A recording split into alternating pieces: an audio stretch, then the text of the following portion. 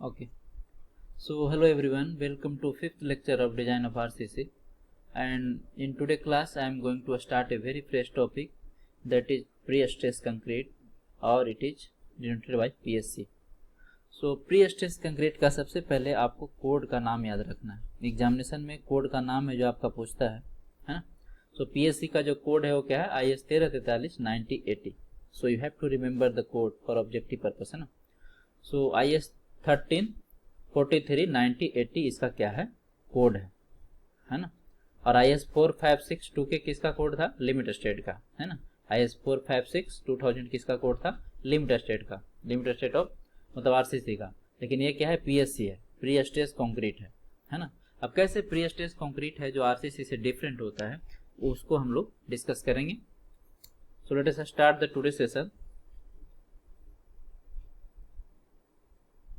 First of all, see the definition of PSC. So, those type of concrete in which internal stresses of suitable magnitude. इसमें क्या होता है, कहता है those type of concrete in which internal stresses of suitable magnitude are introduced before external loads are applied, so that the stresses due to external loads are counteracted. Load applied करने से पहले ही क्या करते हैं, इसमें इंटरनल स्ट्रेस है जो develop कर देते हैं। इसमें क्या करते हैं, इंटरनल स्ट्रेसेस है जो इंट्रोड्यूस कर देते हैं। किसके हेल्प से, प्री स्ट्रेसिंग फोर्स के हेल्प से। किसके हेल्प से, प्री स्ट्रेसिंग फोर्स के हेल्प से। अभी इसको हम लोग देखेंगे डिटेल में। So those type of concrete in which internal stresses, this is very important, internal stresses of suitable magnitude. Of suitable magnitude कहने का मतलब हुआ कि जितना हमें जरूरत है, of suitable magnitude are introduced before external loads are applied, so that the stresses due to external loads are counteracted. अब stresses due to external loads है जो कैसे counteracted करता है, इसको हम लोग है जो अभी देखेंगे। Analysis of pre stress beam की बात करते हैं तो बीम है जो दो टाइप से प्रोवाइड कर सकते हैं, है ना। बीम में जो रेनफोर्समेंट का प्रोवाइड है, रेनफोर्समेंट जो प्रोवाइड है दो तरीके से कर सकते हैं। एक हो सकता है कंसेंट्रिक और दूसरा हो सकता है इसेंट्रिक। कंसेंट्रिक मीन्स क्या हुआ, कंसेंट्रिक कहने का मतलब हुआ कि जो इसेंट्रिसिटी होगा वो क्या होगा, जीरो होगा, है ना। इसेंट्रिसिटी होगा जो क्या होगा, जीरो होगा। और इसेंट्रिसिटी कहने का मतलब क्या है, इसेंट्रिसिटी कहने का मतलब है कि eccentricity not equal to zero होगा। तो पहला जो केस देखने जा रहे हैं वो क्या है, beam provided with concentric tendon. Beam provided with concentric tendon कहने का मतलब है कि जो टेंडन प्रोवाइड किया गया है, यहाँ पे देखिए ध्यान से, ये क्या है, एक PSC बीम है ना, प्री स्ट्रेस कंक्रीट बीम है।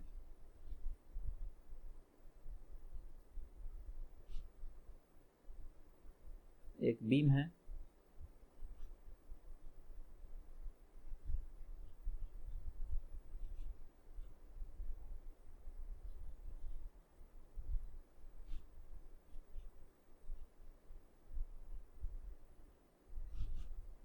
ठीक है। इसमें ऊपर से क्या किया गया है, लोडिंग किया गया है, एक्सटर्नल लोडिंग है जो यहाँ पे किया गया है। इस तरह से इसमें क्या है, लोडिंग किया गया है। और ये जो देख रहे हैं आप क्या, सपोर्ट है।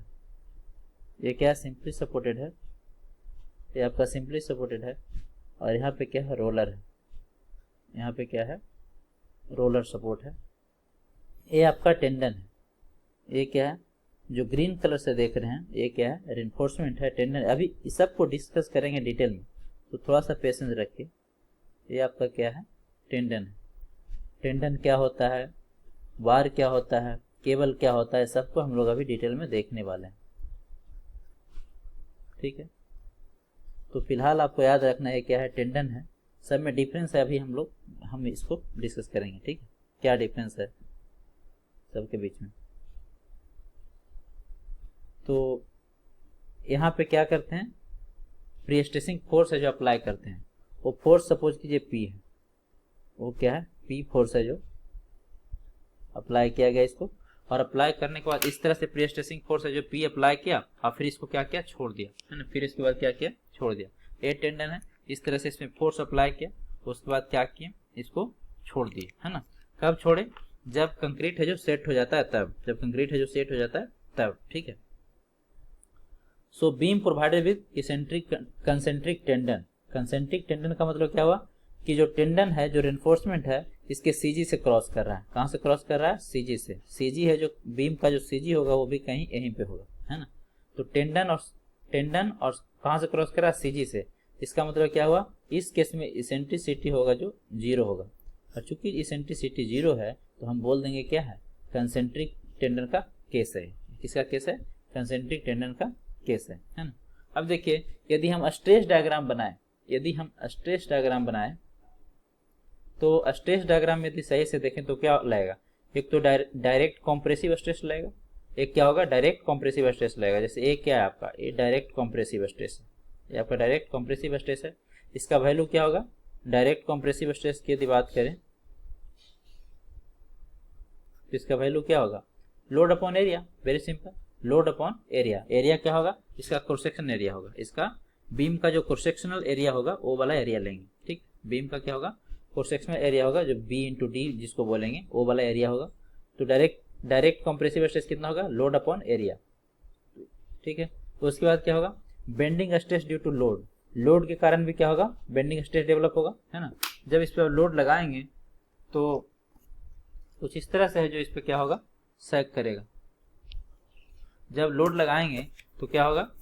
कुछ इस तरह से सैग करेगा। इस तरह से क्या होगा? सैग करेगा। तो ऊपर क्या होगा? कंप्रेसिव होगा, और नीचे क्या होगा? मतलब टॉप में क्या होगा? कंप्रेसिव फोर्स होगा, और बॉटम में क्या होगा? टेंसाइल फोर्स होगा। सो आरसीसी में क्या लेते हैं? कंप्रेसिव को पॉजिटिव लेते हैं, तो ये आपका पॉजिटिव हो गया। ये क्या हो गया? पॉजिटिव हो गया, है ना। इसका वैल्यू क्या होगा? इसका वैल्यू होगा आपको P इंटू ई, है ना, अपॉन ये क्या हो गया? मोमेंट हो गया। P इंटू ई होगा, है ना, P इंटू ई होगा, ठीक है। तो P इंटू ई क्या होगा? मोमेंट होगा, अपॉन जेड। जेड क्या होता है? BD²/6 होता है। आपको तो पता है ये जेड क्या है? सेक्शन मॉडुलस है। इसका वैल्यू क्या होता है? जेड का जो वैल्यू होता है वो कितना होता है? BD²/6, BD²/6, है ना। ये देखिए, ये कहाँ से आया? वहीं से आया है। M/I बराबर σ/Y।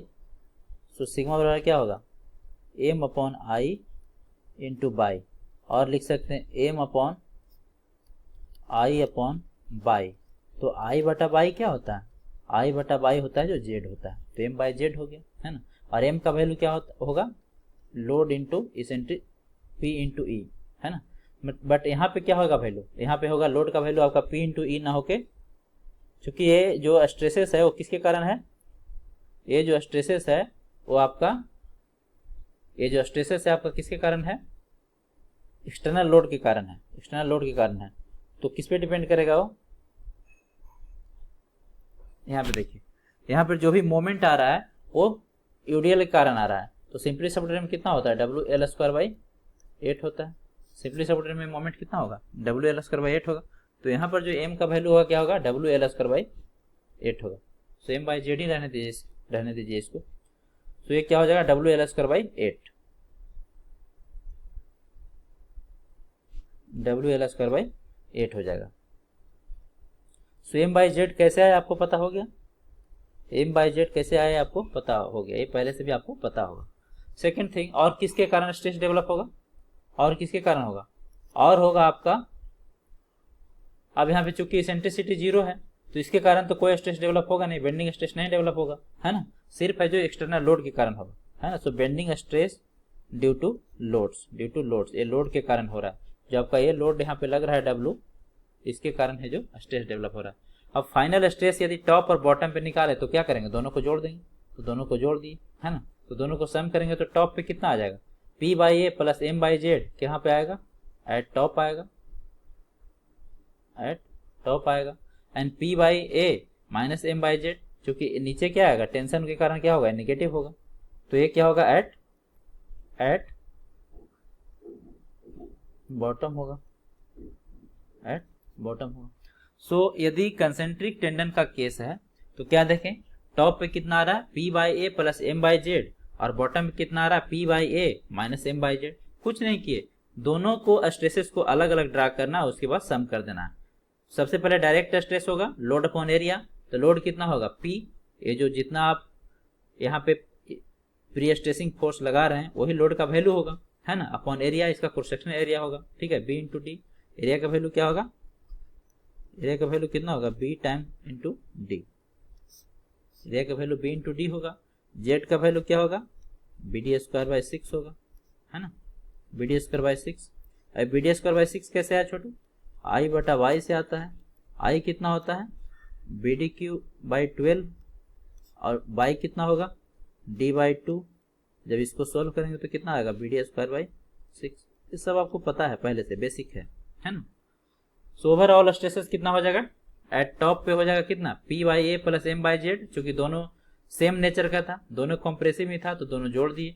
नीचे क्या है, बॉटम में क्या है, अपोजिट नेचर का है ना, डायरेक्ट स्ट्रेस पॉजिटिव आ रहा है, कंप्रेसिव आ रहा है, जबकि आपका ए क्या आ रहा है, लोड के कारण क्या आ रहा है, निगेटिव आ रहा है। डायरेक्ट स्ट्रेस तो हमेशा कंप्रेसिव ही होगा ना, क्योंकि क्या हो रहा है, प्रीस्ट्रेसिंग फोर्स इसको क्या करेगा, अंदर की ओर कंप्रेस करेगा, इसके कारण हमेशा क्या होगा, पॉजिटिव स्ट्रेस है जो डेवलप होगा। Now move to the next case, this one is very very important. Next case है आपका beam with concentric tendon. Beam with concentric tendon, यहाँ पे जैसे फिगर में देख सकते हैं, ये आपका सीजी है, ये क्या है, सीजी ऑफ बीम, ये क्या है, सीजी ऑफ बीम है।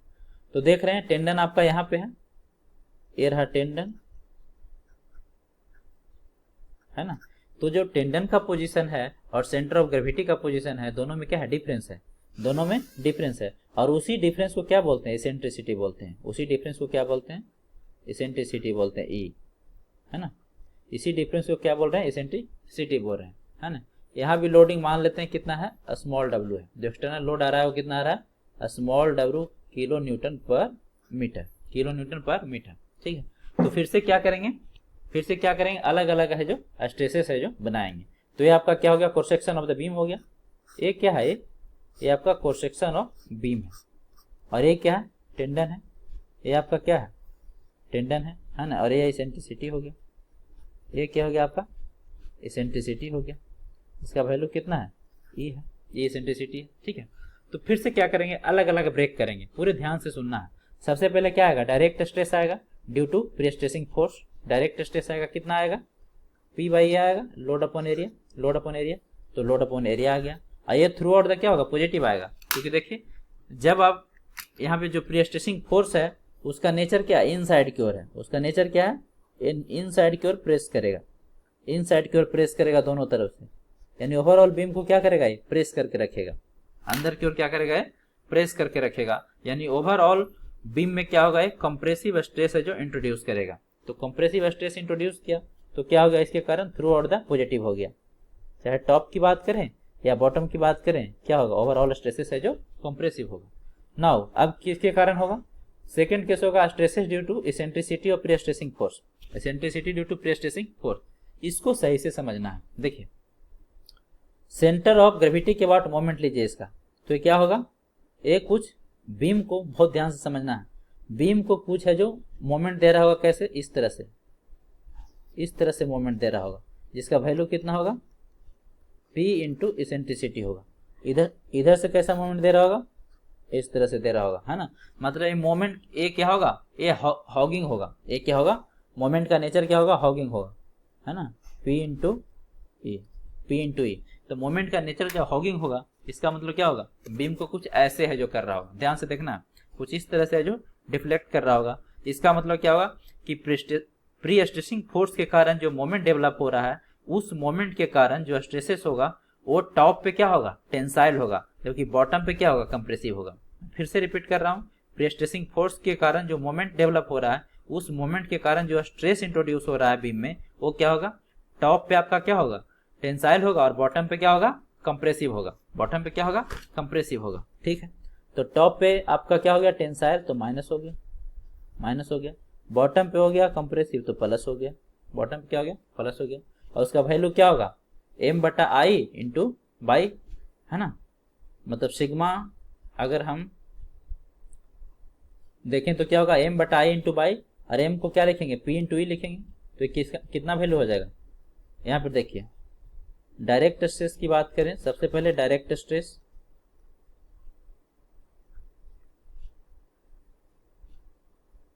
डायरेक्ट स्ट्रेस कितना होगा, P upon area.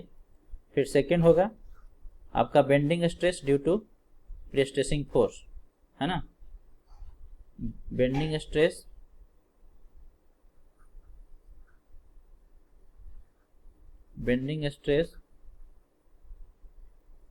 Due to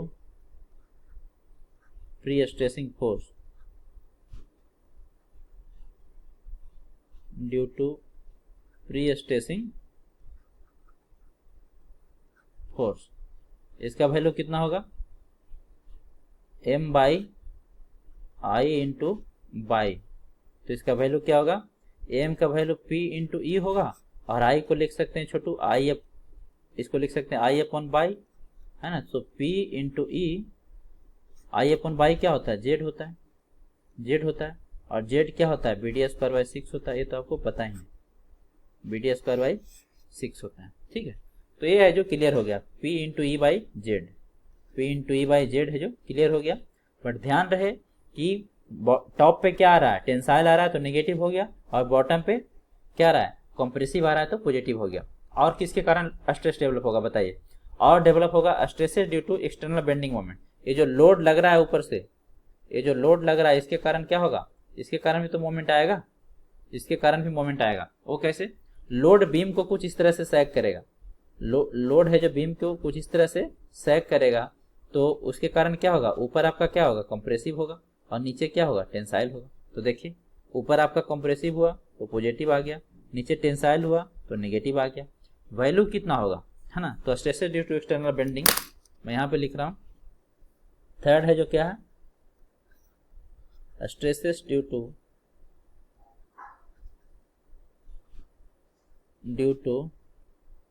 external load,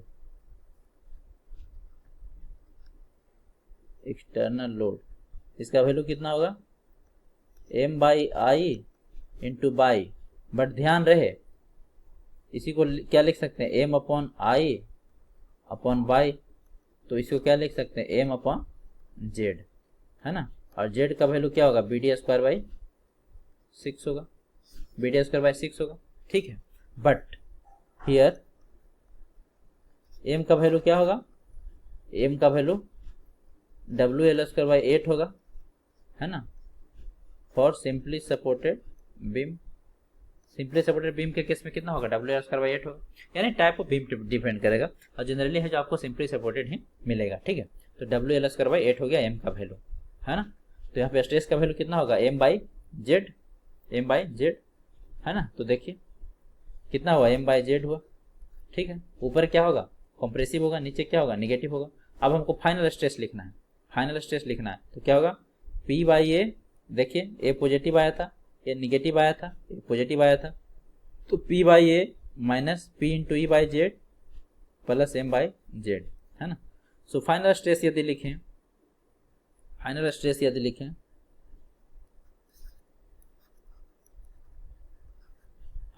stress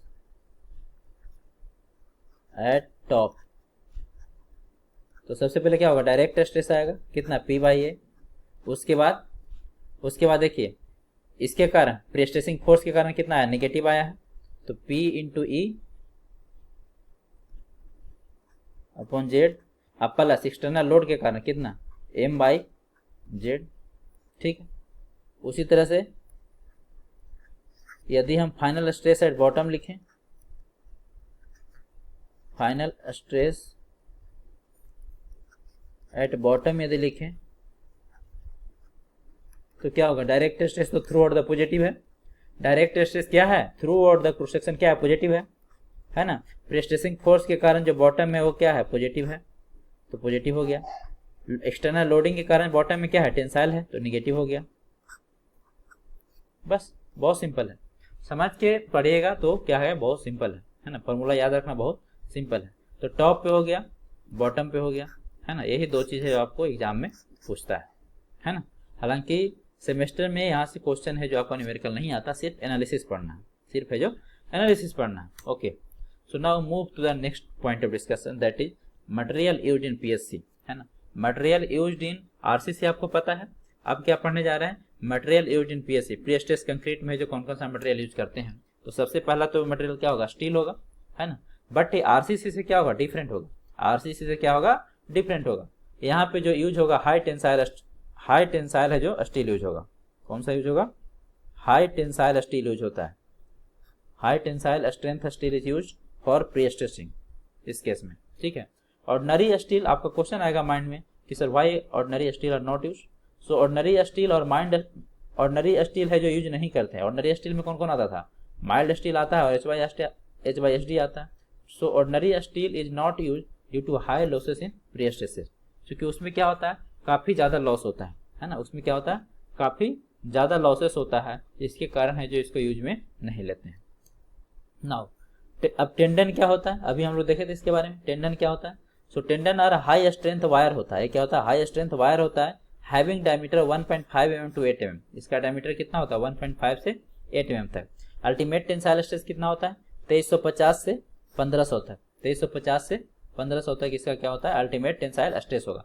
अब आप सोचेंगे कि सर स्ट्रेस का वैल्यू कम क्यों रहा है ना, तो आपको पता है सिग्मा बराबर क्या होता है, लोड अपॉन एरिया होता है, तो pre stressing force upon area होगा, है ना। यानी सिग्मा क्या होगा, सिग्मा होगा क्या होगा, क्रॉस सेक्शनल एरिया के इनवर्सली प्रोपोर्शनल है, क्रॉस सेक्शनल एरिया के इनवर्सली प्रोपोर्शनल है। तो जब डायमीटर बढ़ेगा तो स्ट्रेस का वैल्यू क्या होगा, कम होगा।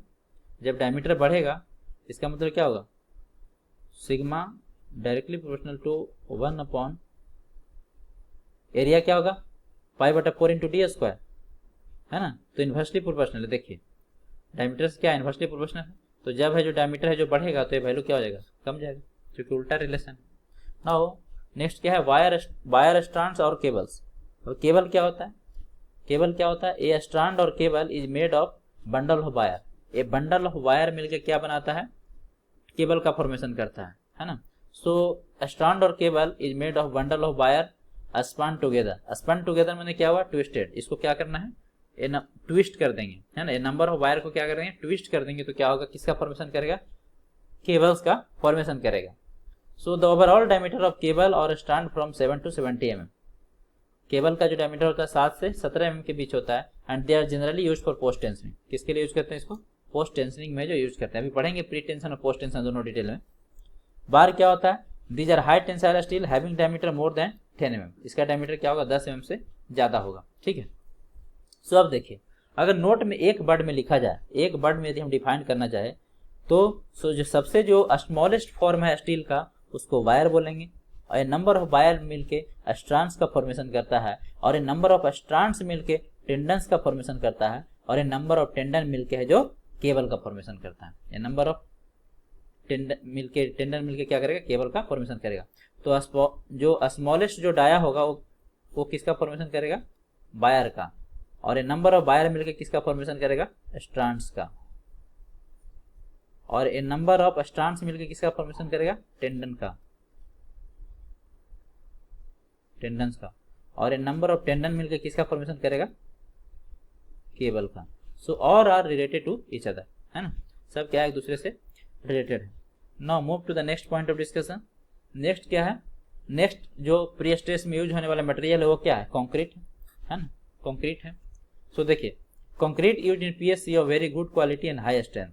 जनरली जो आरसीसी से क्या होता है, इसका स्ट्रेंथ है जो ज्यादा होता है, ज्यादा होता है। आपको देखते होंगे वहां पे आरसीसी में जनरली M20, M25, M30 ऐसा वगैरह यूज करते हैं, जबकि पीएससी में क्या है, एज पर IS 1343/9080 एक कोच का रिकमेंडेशन है। And this is very very important point, always है जो एग्जामिनेशन में यहाँ से क्वेश्चन आता है। सो एज पर IS 1343/9080 जो कि पीएससी का कोड है, the minimum grade of concrete और प्री टेंशन कितना होता है, प्री टेंशन के लिए M40 होता है और पोस्ट टेंशन के लिए होता है जो M30 होता है। सो ये नंबर ऑफ टाइम से जो यहाँ से क्वेश्चन आया है ना। प्री टेंशन के लिए कितना होता है, M40 होता है, प्री है तो वैल्यू ज्यादा है, प्री है तो वैल्यू ज्यादा है, इस तरह से याद रखना। एंड पोस्ट टेंशन के लिए क्या होता है, M30 होता है, पोस्ट टेंशन के लिए क्या होता है, M30 होता है ना। सो प्री टेंशन के लिए M40 एंड पोस्ट टेंशन के लिए M30। मैं है जो VCS पे टेस्ट जब अपलोड करूंगा उसमें भी क्वेश्चन दूंगा। Now move to the next point of discussion. Next जो है आपका एडवांटेज एंड डिसएडवांटेज इसका पढ़ना है ना। So advantage and disadvantage of pre stress concrete क्या है, दोनों का एडवांटेज और डिसएडवांटेज। सबसे पहले हम लोग एडवांटेज देखेंगे, इसका कंपैरिजन किससे करेंगे, इसका कंपैरिजन करेंगे आरसीसी से, क्योंकि किसके रिस्पेक्ट में आप एडवांटेज और डिसएडवांटेज की बात कर रहे हैं।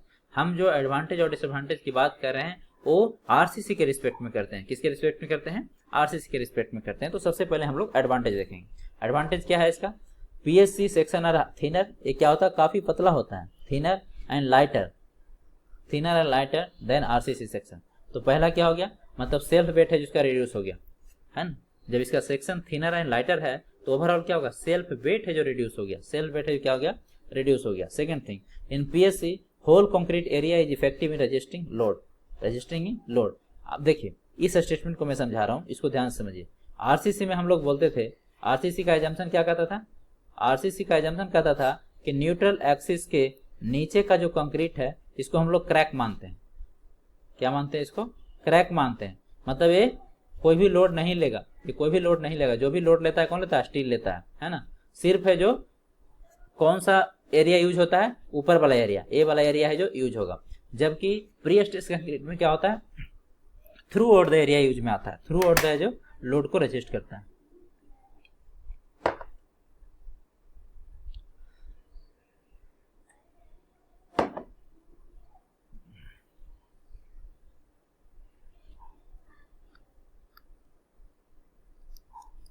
थ्रू आउट द एरिया क्या होता है? इसमें यूज होता है।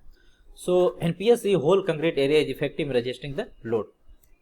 Now move to the next point of discussion, self weight is less. इसका क्या होता है? सेल वेट लेस होता है। अभी हम लोगों ने देखा longer span length can be used, and ये काफी इंपॉर्टेंट है ना। देखिए जनरली जो लॉन्गर स्पान मतलब क्या हुआ? जनरली जो गर्डर बनाते हैं हम लोग, गर्डर का जो कंस्ट्रक्ट करते हैं, रेलवे हो गया या फिर आरओबी हो गया, रेलवे ओवर ब्रिज हो गया, है ना, या फिर फ्लाई ओवर हो गया, ये सब में जो आपका गर्डर होता है वो किसका बना होता है? प्री स्ट्रेस कंक्रीट का बना होता है, प्री स्ट्रेस कंक्रीट का बना होता है। So long span length can be used. Heavy loads are able to take, obvious सी बात है, क्या होगा? लोड है जो ज्यादा लेगा, एंड लेस डिफ्लेक्शन, इसमें डिफ्लेक्शन क्या होगा? काफी कम होगा, डिफ्लेक्शन इसमें काफी कम होगा। And rusting of steel is minimised. अब देखिए रस्टिंग मिनिमाइज्ड क्यों हो रहा है? रस्टिंग मिनिमाइज इसलिए हो रहा है क्योंकि इसमें क्रैक प्रेजेंट है नहीं, क्रैक इसमें प्रेजेंट नहीं होता है ना। Through out the concrete area है जो लोड को रेजिस्ट करता है, तो कहीं क्रैकिंग तो हुआ नहीं। जब कहीं क्रैकिंग नहीं हुआ तो स्टील है जो इन्वायरमेंट के कांटेक्ट में नहीं आएगा। जब क्रैकिंग नहीं होगा तो स्टील है जो इन्वायरमेंट के कांटेक्ट में नहीं आएगा, और जब इन्वायरमेंट के कांटेक्ट में नहीं आएगा तो उसका रस्टिंग नहीं होगा, है ना, रस्टिंग नहीं होगा। सो वही बोल रहा है कि rusting of steel is minimized since the cracks are not present. Now PSC preferred where vibration impact load come. Example railway sleeper है इसका। एग्जाम्पल क्या है आपका? रेलवे स्लीपर है ना। क्या होता है रेलवे स्लीपर पे? क्या होता है आपका? रेलवे लाइन है जो उस पर क्या होता है? सेट करते हैं, वहां क्या होता है? काफी वाइब्रेशन देखने को मिलता है। तो रेलवे स्लीपर है जो इसका बेस्ट एग्जाम्पल है। सो वैसे कंस्ट्रक्शन में इसका यूज करते हैं जहाँ पे वाइब्रेशन बहुत ज्यादा है, इम्पैक्ट लोड बहुत ज्यादा आ रहा है कि नहीं। Depth of section required is less. यहाँ पे क्या होगा? डेप्थ है जो काफी कम में काम चल जाता है, क्योंकि high strength of steel and high strength of concrete है जो यूज होता है, इसलिए कम डेप्थ में ही है जो काम चल जाता है। Durability of PSC is more, obvious सी बात है, ये क्या होता है? काफी ड्यूरेबल होता है। क्यों? क्योंकि इसमें जो कंक्रीट यूज कर रहे हैं काफी बेटर क्वालिटी का होता है, और जो स्टील होता है वो भी क्या होता है? हाई स्ट्रेंथ स्टील होता है ना। तो ये सब इसका रीजन है। But in spite of various advantage, कुछ है जो इसका डिसएडवांटेज भी है। डिसएडवांटेज क्या है? PSC construction require very good quality control and supervision. कहने का मतलब है कि काफी स्किल पर्सन की जरूरत है, काफी है जो स्किल पर्सन की जरूरत है इसमें काफी स्किल पर्सन की जरूरत है ना। So skill person required, skill person required है कि नहीं। Cost of material use is very high, obvious बात है, क्योंकि हाई स्ट्रेंथ स्टील यूज कर रहे हैं और हाई स्ट्रेंथ कंक्रीट भी यूज कर रहे हैं, इसलिए कॉस्ट ऑफ मटेरियल क्या होगा? हाई होगा। पीएससी रिक्वायर्ड स्पेशलाइज्ड इक्विपमेंट, इसके लिए क्या है? स्पेशल इक्विपमेंट की भी जरूरत पड़ती है। PSC is more brittle in nature. क्यों? ऐसा क्यों? PSC is more brittle in nature because use of high tension steel, है ना, हाई टेंशन स्टील। और आपको पता है कि हाई टेंशन स्टील में क्या होता है? कार्बन कंटेंट ज्यादा होता है, और जब कार्बन कंटेंट ज्यादा होगा तो ब्रिटलनेस भी क्या होगा? ज्यादा होगा। जब कार्बन कंटेंट ज्यादा होगा, परसेंटेज ऑफ कार्बन ज्यादा होगा, तो ब्रिटल भी क्या होगा? ज्यादा होगा। ब्रिटल भी क्या होगा? ज्यादा होगा, है कि नहीं?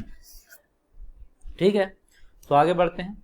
अब है method of prestressing. Method of prestressing में सबसे पहले पढ़ेंगे इंटरनल प्री स्ट्रेसिंग। दो टाइप का होता है, इंटरनल भी होता है और एक्सटर्नल भी होता है। तो सबसे पहले इंटरनल के बारे में देखेंगे, है ना, एंड कैसे एक दूसरे से डिफरेंस है वो भी हम लोग देखेंगे। इंटरनल प्री स्ट्रेसिंग में क्या करते हैं, कहता है in this method a pre stressing force is applied to the high tensile steel which induces internal compressive stresses in concrete. जो मेन मैकेनिज्म है क्या है, हमें पहले से जो स्ट्रेस को इंट्रोड्यूस कर देना है, कंक्रीट को सेट होने से पहले है जो इंट्रोड्यूस करना है। So in this method of pre stressing force is applied to the high tensile steel which induces internal compressive stresses in concrete. अब देखिए, it is the most commonly used method because of easy and accurate application.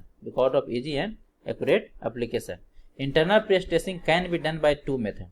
अब दो तरीके से internal pre stressing कर सकते हैं, वो कौन कौन सा है, pre tensioning and post tensioning. Pre tensioning and post tensioning. देखिए प्री स्ट्रेस का जो मेन एम क्या है, मेन टारगेट क्या है, मेन टारगेट है आपका कंक्रीट में कॉम्प्रेसिव स्ट्रेस जनरेट करना, कंक्रीट में कॉम्प्रेसिव स्ट्रेस जनरेट करना। अब वो प्री टेंशन में भी आप कर सकते हैं और पोस्ट टेंशन में भी कर सकते हैं, दोनों है जो मेथड अलग अलग है, इसको हम लोग डिटेल में भी देखेंगे। अब उसके पहले है जो आगे बढ़ने से पहले है जो एक्सटर्नल प्री स्ट्रेसिंग देख लेते हैं, इसमें क्या करते हैं, है ना। ये है जो यूज में नहीं लेते हैं, ये आपका आजकल यूज में नहीं लेते हैं, तो आपको पढ़ना नहीं है। So this is done by adjusting the external reaction और by introducing the different support condition. This is not use nowadays, आजकल हम लोग यूज नहीं करते हैं। इसमें जो स्ट्रेसेस का कंप्रेसिव स्ट्रेस जो आप डेवलप करते हैं स्ट्रक्चर में, वो किसके हेल्प से करते हैं, वो रिएक्शन के हेल्प से करते हैं और सपोर्ट के हेल्प से करते हैं, ठीक है। जैसे यहाँ पे देखिए, ये क्या है आपका, एक बीम है और एक क्या है, सपोर्ट है। तो सपोर्ट इस तरह से प्रोवाइड, जैसे देखिए यहाँ पे जैक लगा हुआ, ये क्या है, जैक लगा हुआ। तो इसके कारण क्या होगा, आप सपोर्ट को यहाँ मूव कराएंगे, सपोर्ट को क्या करेंगे, मूव करेंगे। तो जब सपोर्ट को आप मूव करेंगे तो इसमें क्या हो जाएगा, कंप्रेसिव स्ट्रेस डेवलप हो जाएगा। इसमें क्या हो जाएगा, कंप्रेसिव स्ट्रेस है जो डेवलप हो जाएगा, है कि नहीं, डेवलप हो जाएगा। सो ये आपको नहीं पढ़ना है, जो पढ़ना है उसको हम लोग सही से पढ़ते हैं। This one is very very important, this one is very very important. Pre tensioning method. अब देखिए प्री टेंशनिंग में क्या होता है, इसमें क्या करते हैं, कहता है in this system tendons are pre stress before concrete is placed, before concrete is placed. तो सबसे पहले क्या करते हैं, सबसे पहले है जो टेंडन जो आपको दिख रहा है, ये वाला, ये क्या है आपका, टेंडन है, ये क्या है आपका, टेंडन है। अब टेंडन क्या होता है आपको पता है, टेंडन है वो क्या करते हैं,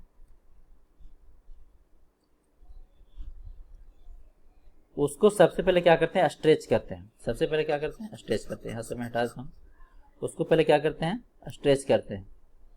तो ये जो टेंडन दिख रहा है, इसको क्या करते हैं, सबसे पहले स्ट्रेच करते हैं। दोनों तरफ है जो स्ट्रेच किए, उसके बाद क्या किए, यहाँ जैक से उसको फिक्स कर दिए, जैक के हेल्प से क्या किए, दोनों तरफ फिक्स कर दिए। अब क्या करेंगे, अब है कंक्रीट कास्ट करेंगे। अब इस पे क्या, इसके बाद क्या करेंगे, कंक्रीट है जो कास्ट करेंगे। So when concrete is harden sufficiently the tendons are released slowly और कट, है ना।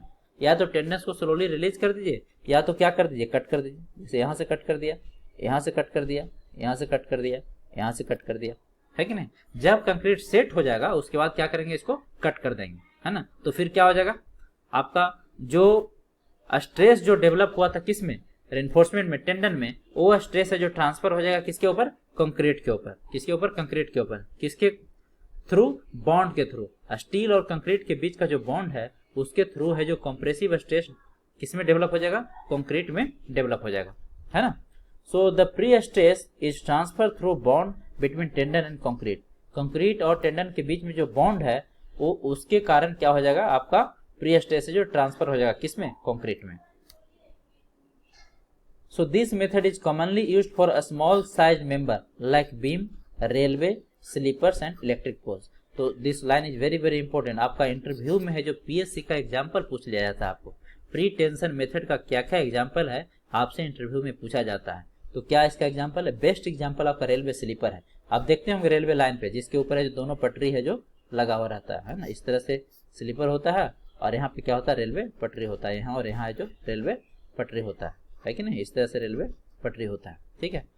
सो इसका बेस्ट एग्जांपल क्या है, रेलवे स्लीपर हो गया। इलेक्ट्रिक पोल, इलेक्ट्रिक पोल देखे होंगे, गांव वगैरह में भी देखे होंगे। या फिर स्ट्रीट लाइट जो बना होता है वो किसका बना होता है, प्री स्ट्रेस का सब एग्जाम्पल है ना। अब देखिए प्री टेंशनिंग मेथड का जो दूसरा नाम क्या है, Hoyer long line method, Hoyer's long line system of pre stressing. क्योंकि होयर्स था जो क्या था, एक साइंटिस्ट था, उसी ने इस मेथड को डेवलप किया था, इसीलिए उसके नाम पे क्या रख दिया गया, Hoyer's long line system of pre tensioning, है ना। नीचे क्या होता है, नीचे आपका होता है कास्टिंग बेड और प्री स्ट्रेसिंग बेड, इसको क्या बोलते हैं, pre stressing bed, pre stressing bed भी इसको बोला जाता है और कास्टिंग बेड भी बोला जाता है। ये क्या होगा, ये आपका लेफ्ट अबैटमेंट है, left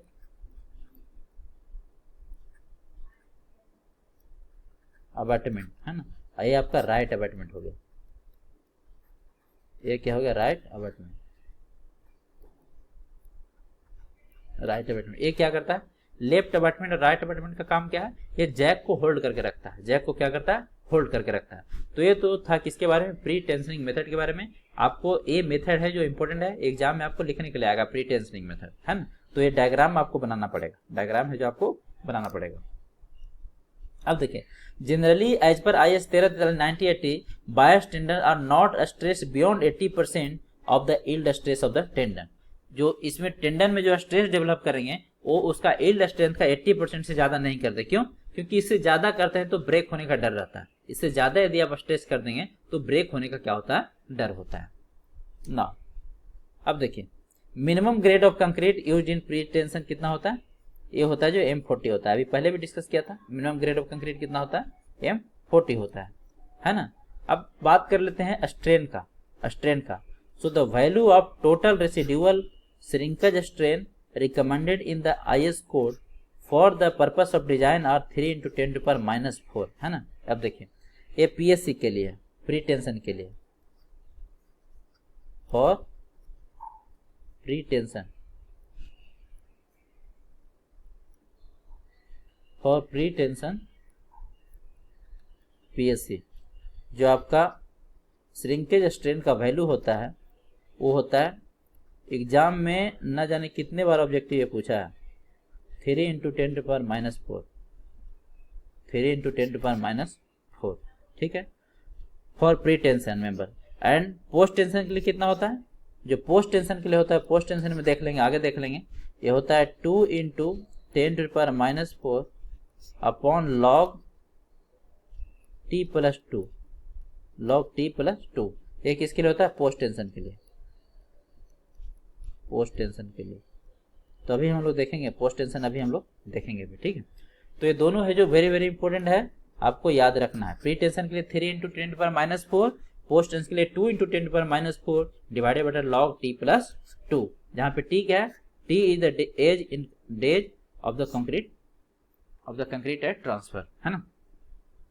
now move to the post tension. Post tensioning में क्या करते हैं, पोस्ट टेंशनिंग में देखिए इसमें क्या करते हैं कि सबसे पहले है जो मेंबर को कास्ट कर लेते हैं, सबसे पहले बीम या गटर जो भी आप कास्ट कर रहे हैं उसको कास्ट कर लेते हैं, उसमें एक डक्ट छोड़ देते हैं, डक्ट छोड़ देते हैं, और उसी डक्ट में बाद में क्या करते हैं, वायर को इंसर्ट करते हैं, फिर उसको स्ट्रेच करते हैं, है ना, फिर उसको क्या करते हैं, छोड़ देते हैं। तो क्या होता है, कंक्रीट में है जो कंप्रेसिव स्ट्रेस डेवलप हो जाता है। कैसे करते हैं, 1 by 1 करके हम लोग डिस्कस करेंगे। So post tensioning method, in this method first concrete is done, concreting is done. सबसे पहले क्या करते हैं, कंक्रीटिंग ही कर देते हैं, है ना। And ducts are left, ducts क्या हुआ, थ्रू आउट द होल हुआ, थ्रू आउट द होल हुआ, है ना। Ducts are left in the member with the help of tube. अभी हम इसको इमेज भी देखेंगे, सो थोड़ा सा पेशेंस रखिए। With the help of tube. Now when concrete है सफिशिएंटली हार्डन, जब कंक्रीट है जो सफिशिएंटली हार्ड हो जाता है, मतलब सेट हो जाता है, देन टेंडेंस और cable is passed through the duct and tensioning of the cable is carried out in 2 or 3 stages, 2 or 3 stages. ऐसा नहीं कि एक ही बार है जो पूरा स्ट्रेस कर देते, नहीं, 2 or 3 स्टेज में। वैसे शुरू में 30% स्ट्रेस किए, फिर 40% किए, फिर 70% किए, इस तरह से मतलब करते हैं, 2 या 3 स्टेज में करते हैं, एक ही बार में नहीं करते। एक ही बार में करने से क्या होगा, टेंडन ब्रेक होने का डर रहेगा।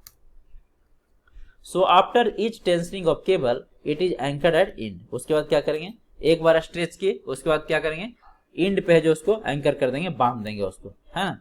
At the end of this process the space between the tendon and the duct is filled with the cement grout. और लास्ट में क्या करते हैं, जब स्ट्रेसिंग हो जाता है ना, उसके बाद क्या करते हैं, मशीन से जो स्ट्रेस करते हैं, फील्ड में आप इसको देख सकते हैं, फील्ड में जो देख सकते हैं, है ना। मैं इरकॉन में ट्रेनिंग किया था, वहां पर है जो ये प्रोसेस मैं खुद किया था, है ना। इरकॉन में ट्रेनिंग किया था। इरकॉन एक PSU है, पब्लिक सेक्टर रेलवे का, है ना, IRCON। तो वहां पे ये सब काम ज्यादा होता है। At the end of this process space between the tendon and the duct, जो डक्ट था और ये जो टेंडन आपने इंसर्ट किया, इसके बीच में क्या हो जाएगा, ये सब थोड़ा स्पेस रह जाएगा। तो इस स्पेस को क्या करते हैं, सीमेंट ग्राउट से फिल कर देते हैं, सीमेंट ग्राउट से फिल कर देते हैं स्ट्रेचिंग के बाद। कैसे करते हैं अभी आपको दिखेगा। This method is use for large span structure, you know, like bridges. जो पोस्ट टेंशन है जो कहाँ यूज करते हैं, लार्ज स्पान स्ट्रक्चर में। जो मेट्रो का ब्रिजेज होता है, जो रेलवे लाइन का ब्रिजेज होता है, वहां पे क्या यूज करते हैं, पोस्ट टेंशन यूज करते हैं, वहां पे पोस्ट टेंशन यूज करते हैं। या फिर रेलवे ओवर ब्रिज हो गया, वहां पे पोस्ट टेंशन यूज करते हैं। And minimum grade of concrete post tension के लिए कितना होता है, M30 होता है। This is very very important, M30 होता है कि नहीं। अब देखिए, अब थोड़ा सा अभी भी नहीं समझ में आया है तो थोड़ा सा पेशेंस रखिए, इसको समझिए। देखिए ये क्या है, पहले है before concrete casting. Concrete cast करने के पहले क्या हो गया, ये आपका रेनफोर्समेंट हो गया। ये क्या है, आपका रेनफोर्समेंट है। उसके बाद देखिए ये आपका ट्यूब है, ये क्या है आपका, ए वाला, ये क्या है छोटे लोग, ये ट्यूब है, ये आपका ट्यूब है। और इसी ट्यूब के अंदर से क्या है, ये सब आपका टेंडन है। ये क्या है आपका, टेंडन है। अब थोड़ा ज्यादा क्लियर हो, ये क्या है, टेंडन है। तो पहले इस तरह से अरेंजमेंट कर देते हैं, है, पहले इस तरह से अरेंजमेंट कर दिए। उसके बाद क्या किए, इसको कास्ट कर दिए, फिर कंक्रीटिंग इसमें कर दिए। जब कंक्रीट सफिशिएंटली हार्डन हो गया, उसके बाद क्या करेंगे, जैक के हेल्प से, ये आपका क्या है, जैक है, जैक के हेल्प से क्या करते हैं, ये सब जो टेंडन अंदर है ये सब का क्या करते हैं, स्ट्रेचिंग करते हैं, वन बाय वन है जो स्ट्रेचिंग करते हैं। सबसे पहले इसको किए, फिर इसको करेंगे, फिर इसको करेंगे, है ना। एक ही बार सबको नहीं करते हैं, वन बाय वन करते हैं और वेरियस स्टेजेस में करते हैं। 40%, 60%, 70% इस तरह से जो स्ट्रेच करते हैं, है ना। और फाइनली है जो क्या करते हैं, इसको छोड़ देते हैं, है ना, छोड़ देते हैं। उसके बाद क्या करेंगे, यहाँ पे वेज है जो, यहाँ पे वेज फिक्स होता है, जिसके कारण क्या होता है, मतलब ऐसे आप समझिए कि जो रेनफोर्समेंट का टेंडन का मूवमेंट है वो वन वे मूवमेंट है, वो सिर्फ बाहर की ओर मूव करेगा, अंदर की ओर मूव नहीं करेगा। जब इसको छोड़ देंगे तो अंदर की ओर मूव नहीं करेगा। ये बाहर की ओर मूव करेगा लेकिन अंदर की ओर मूव नहीं करेगा, है ना। ऐसा होता है, अंदर की ओर मूवमेंट नहीं होता है इसका, सिर्फ और सिर्फ बाहर की ओर होता है। मतलब इसको बाहर जितना खींचेंगे उसके बाद यदि छोड़ देंगे तो वापिस से रिटर्न नहीं जाएगा अपने पोजीशन पे, है ना। तो ये है जो आपका पोस्ट टेंशन का बेनिफिट है। अब देखिए, लेकिन एग्जाम में वो वाला तो डायग्राम बनाएंगे नहीं, तो ये है for exam purpose. For exam में आपको ये ड्राइंग बनाना पड़ेगा, है ना। ये है जो ड्राइंग बनाना पड़ेगा। ये आपका जैक हो गया, यहाँ पे बेरिंग प्लेट लगा होता है। ये क्या हो गया, बेरिंग प्लेट लगा होता है जिसके ऊपर जैक है जो सस्टेन करता है। ये आपका टेंडन हो गया, ये आपका बीम हो गया, है ना। और नीचे क्या हो गया, अंदर हो गया ये हॉलो डक्ट और to be filled with cement grout. Cement grout से इसको क्या करते हैं, फिल कर देते हैं, ठीक है। अब देख लेते हैं difference between pre tension and post tension. ये दोनों में बेसिक डिफरेंस क्या है, प्री टेंशन और post tension. Pre tension minimum grade of concrete कितना, M40। Post tension minimum grade of concrete कितना, M30, ठीक है। अभी दोनों में डिफरेंस क्या है। सो प्री टेंशन देखिए, this can be done in the factory. इसको फैक्ट्री में आप परफॉर्म करते हैं। कहाँ परफॉर्म करते हैं, फैक्ट्री में। Suitable for pre cast construction work. Example इसका क्या हो गया, रेलवे स्लीपर, आपको पता है ना। रेलवे स्लीपर देखते होंगे, ये फैक्ट्री में बन के है जो, जहाँ पे भी रेलवे लाइन हमारा काम, रेलवे लाइन का काम जहां भी हो रहा होता है वहां पे इसको ट्रांसपोर्ट करके लाया जाता है। इसको ट्रांसपोर्ट करके है जो लाया जाता है, ठीक है। पोस्ट टेंशन में क्या होगा, this can be done in factory as well as on site. तो इसको साइट पे भी कर सकते हैं और फैक्ट्री में भी कर सकते हैं, है ना। स्मॉल सेक्शन और कंस्ट्रक्टेड। PSC का क्या है, रिस्ट्रिक्शन, प्री टेंशन का रिस्ट्रिक्शन है। छोटा छोटा इससे मेंबर आप बना सकते हैं, जैसे रेलवे स्लीपर हो गया, आपका इलेक्ट्रिक पोल हो गया, ये सब क्या है, इसमें आप कंस्ट्रक्शन कर सकते हैं। लेकिन पोस्ट टेंशन में किसके लिए सुटेबल है, लॉन्ग स्पान के लिए। जैसे एग्जांपल इसका क्या है, आपका गडर है। इसका एग्जांपल क्या है, आपका गडर है कि नहीं। Loss of pre stress is more about 80%। इसमें क्या होता है, लॉसेस ज्यादा होता है। नेक्स्ट टॉपिक हमारा यही है, लॉसेस है। So loss of pre stress is more, कितना, अबाउट 80%। इसको हम लोग डिटेल में देखेंगे, है ना। Loss of pre stress is less. Post tension में क्या होता है, लॉस कम होता है, अबाउट 15% के आसपास आता है। प्री टेंशन क्या होता है, चीपर होता है, सस्ता होता है। जबकि पोस्ट टेंशन क्या होता है, कॉस्टली होता है, क्योंकि इसमें काफी ज्यादा इक्विपमेंट की जरूरत पड़ती है, ज्यादा मशीन की जरूरत पड़ती है, इसीलिए क्या होता है, कॉस्टली होता है। मोर रिलायबल एंड ड्यूरेबल, है ना। ये रिलायबल एंड ड्यूरेबल है, जबकि durability depends upon the two anchorage mechanism, है ना। ये किस पे डिपेंड करता है? एंकरेज मैकेनिज्म पे डिपेंड करता है। यदि बहुत ज़्यादा आप स्ट्रेस कर दिए तो क्या होगा? ज़्यादा ड्यूरेबल नहीं होगा, हो सकता है ब्रेक कर जाए, टेंडन ही हो सकता है ब्रेक कर जाए। इसीलिए क्या होगा? ड्यूरेबिलिटी के मामले में आपका प्री टेंशन ज़्यादा बेटर है ना, पोस्ट टेंशन के मुकाबले में, है ना। तो ये दोनों का क्या है? आपस में डिफरेंस है। तो ये दोनों आपको क्या करना है? याद करना है एग्जामिनेशन के पहले। नेक्स्ट क्लास में हम लोग देखेंगे losses of pre stress. This is very very important, losses of pre stress. ये भी देखेंगे कि प्री टेंशन में कैसे अप्रोक्सीमेटली है जो आपका 80% आ रहा है, और पोस्ट टेंशन में कैसे अप्रोक्सीमेटली है जो 50% है जो आ रहा है ना। इसको भी हम लोग देखेंगे, ठीक है। तो नेक्स्ट क्लास में ये चैप्टर है जो कंप्लीट हो जाएगा, उसके बाद स्टार्ट करेंगे LSM। काफ़ी जल्दी जल्दी आप चैप्टर कंप्लीट होगा, है ना। लिमिट स्टेट स्टार्ट करेंगे फटाफट है जो आपको अब है जो आपको काफ़ी है जो मज़ा आने वाला है, ठीक है। सो कल है जो लास्ट क्लास होगा इसका, फर्स्ट यूनिट का, यूनिट 1 का, है ना। सो this is all about today session. Thank you for watching, all the best, जय हिंद।